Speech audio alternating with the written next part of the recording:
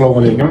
Elektr mashinalar fanidan menga tushgan mustaqil ta'lim mavzusi 3 fazali 2 cho'lg'amli yulduz ulangan transformatorni N F beta bog'liq grafikini qurish mavzusi tushgan. O'sha bo'yicha hozir sxemani yig'ib olamiz.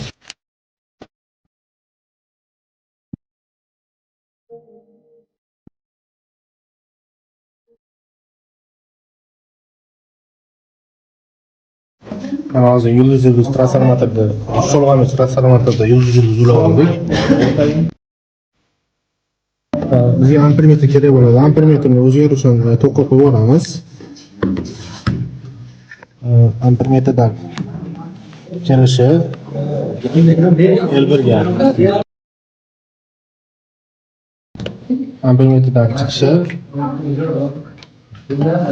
kosinus ga.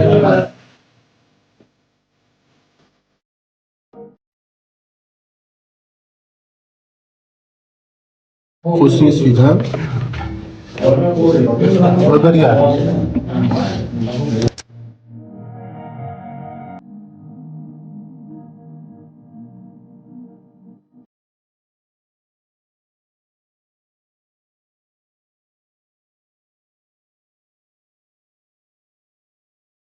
Mana işte chiqish simlarini ulab oldik. Sxemamiz hozir tayyor bo'ldi. Endi voltmetrga qo'yib olamiz.